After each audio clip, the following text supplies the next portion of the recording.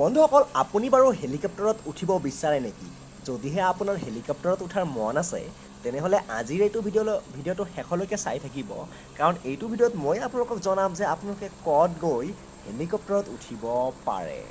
আপোনালোকৰ টকা পইচা থাকিলে বাৰু আপুনি এৰ'প্লেনতো উঠিব পাৰিবই, কিন্তু হেলিকপ্টাৰতো উঠিব পাৰি। অসমৰ এখন বিশেষ ঠাই আছে আৰু যিসকলে গম পায় তেওঁলোকে কমেণ্ট কৰি জনাওকচোন বাৰু মই কোনটো ঠাইৰ কথা কৈছোঁ। হয়, আপোনালোকে ঠিকেই অনুমান কৰিছে, মই কৈছোঁ দৈজিং ফেষ্টিভেলৰ কথা, যিটো প্ৰতি বছৰেই এই ফেষ্টিভেলটো হয় চিৰাং জিলাত, বঙাইগাঁৱৰ ওচৰতে হয় বাৰু, যিসকলে গম পায়। যি কি নহওক, আজি আচলতে মই গৈ আছোঁ সেই দৈজিং ফেষ্টিভেললৈ আৰু তাত গৈ মই আপোনালোকক দেখুৱাম যে কেনেকৈ হেলিকপ্টাৰত উঠিব পাৰি, তাৰপিছত আৰু কি কি বস্তু আছেনো দৈজিং ফেষ্টিভেলত, কিয় ইমান জনপ্ৰিয় হৈ আছে দিনে দিনে, সকলোখিনি আপোনালোকক দেখুৱাবলৈ চেষ্টা কৰিম।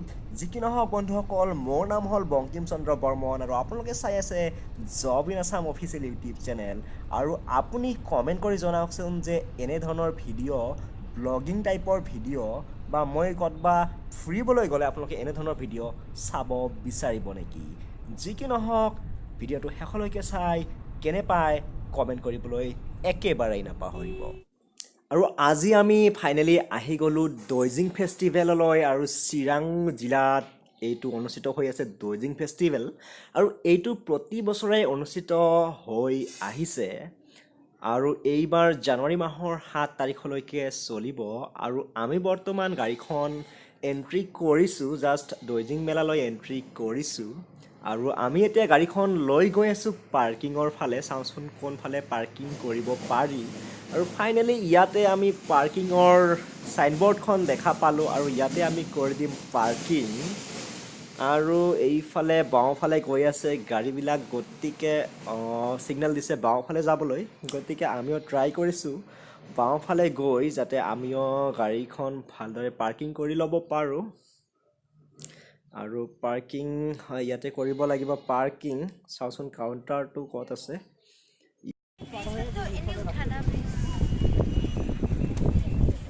হাগ্ৰামা ব্ৰিজ, হয় বন্ধুসকল, এইখনেই হ'ল হাগ্ৰামা ব্ৰিজ আৰু আপোনালোকে ইয়াত দেখা পাব যদিহে আহে এইখন ফেষ্টিভেললৈ, ইয়াতে লিখাই থাকে হাগ্ৰামা ব্ৰিজ। আৰু এই ব্ৰিজটো একদম মেলা, যিটো দৈজিং যিটো মেলা হৈ আছে ইয়াৰে ৰাইট ছাইডেদি পাৰ হৈ গৈছে।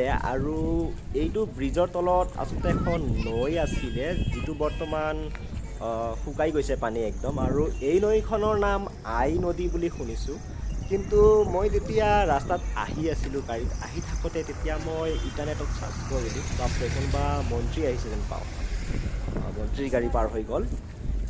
যি কি নহওক, মই যেতিয়া ইণ্টাৰনেটত চাৰ্চ কৰি আছিলোঁ তেতিয়া নৈখনৰ নাম কিন্তু মানস নৈ বুলি দেখুৱাই আছিলে। যদিহে ইয়াৰে কোনোবা লোকেল বন্ধুৱে চাই আছে এইটো ভিডিঅ', আপুনি কমেণ্ট কৰি জনাওকচোন যে আচলতে হাগ্ৰামা ব্ৰিজৰ যিটো তলৰ যিটো নদী, এই নদীখনৰ নাম কি। আচলতে এইটো ব্ৰিজটো যথেষ্টখিনি দীঘল, ভালেখিনি দীঘল। ইয়াতে যিমান দূৰলৈ কেমেৰাত মই দেখুৱাই আছোঁ। মামা টিকট নিব লাগব, টিকট নিব লাগব।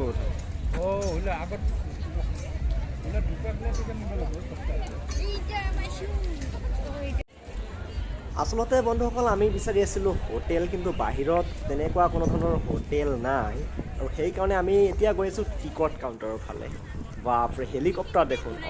মই কৈ আছিলোঁ ভিডিঅ'ৰ আৰম্ভণিতেই কৈছিলোঁ যে ইয়াত আহিলে আপোনালোকে উঠিব পাৰিব হেলিকপ্টাৰত আৰু ইয়াৰ কাৰণে এজনৰ কাৰণে আপোনাৰ 2000 টকা লাগিব। এজন উঠিলে 2000 টকা হ'লে এজন হেলিকপ্টাৰত উঠিব পাৰে।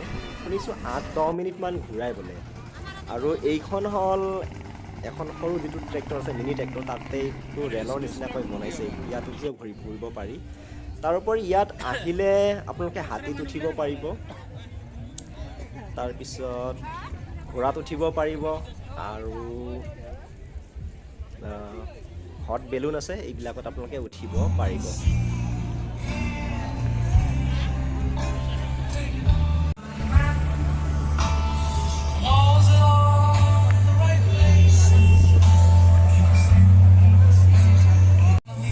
আৰু ইয়াতে বনাইছে এইটো এখন ফাইটাৰ জেট বিমান ক্ৰেছ হোৱাৰ ইয়াতে এটা তেনেকুৱা বনাইছে আৰু দেখিবলৈ যথেষ্ট ভাল লাগিব। এতিয়া বাৰু পোহৰটো নাই, ৰাতি হ'লে ইয়াত ধুনীয়া লাগিব।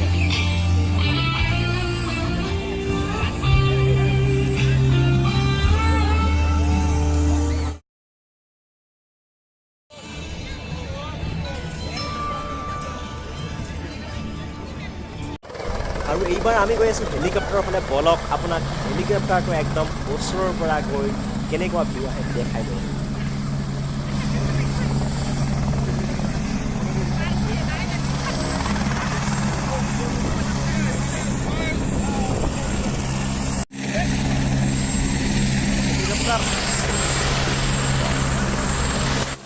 আৰু এটা কথা এইখিনিতে কৈ থওঁ যে আপোনালোকে যদি হেলিকপ্টাৰত উঠিম বুলি ভাবিছে তেনেহ'লে অলপ সোনকালে আহিব কিয়নো সন্ধিয়াৰ আগে আগে হেলিকপ্টাৰ সেৱা বন্ধ কৰি দিয়ে আৰু সেইকাৰণেও আমি হেলিকপ্টাৰত উঠিব নোৱাৰিলোঁ আৰু এইবাৰ হেলিকপ্টাৰটো একদম তেওঁলোকৰ নিজৰ ঠাইলৈ গৈ আছে গতিকে হেলিকপ্টাৰলৈ উঠা আৰু নহ'ল এইবাৰ অহাবাৰ আহিলে নিশ্চয় হেলিকপ্টাৰত উঠিবলৈ চেষ্টা কৰিম আৰু এতিয়া সন্ধিয়া নামি আছে আৰু লাইটবিলাক জ্বলি আছে আৰু এতিয়া আচলতে দেখিবলৈ ভাল লগা হৈছে কিন্তু এইখিনি সময়তে দুই এটোপালকৈ বৰষুণো দি আছে গতিকে বৰষুণ দিয়াৰ কাৰণে ইয়াতে তেনেধৰণৰ ছাল বা তেনেধৰণৰ যিহেতু ঘৰ নাই গতিকে ঠাণ্ডাও পৰিছে ভালেখিনি গতিকে মামা আৰু মই আলোচনা কৰিলোঁ যে আমি ঘৰলৈ যোৱাটোৱেই ঠিক হ'ব আৰু সেইকাৰণে আমি লাহে লাহে গাড়ীৰ ফালে আহি আছোঁ এতিয়া আৰু আহি আমি গাড়ীত উঠিলোঁ আৰু ফাইনেলি এইবাৰৰ কাৰণে